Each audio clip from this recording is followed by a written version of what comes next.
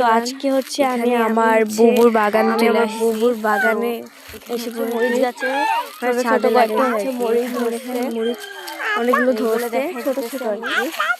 তো এখানে হচ্ছে আছে ডালিম গাছও আছে। তো ডালিম গাছ মনে হয় ডালিম পারছিলাম। তো এখানে হচ্ছে ডালিম ফুলগুলো অনেক সুন্দর, ডালিম গাছটা।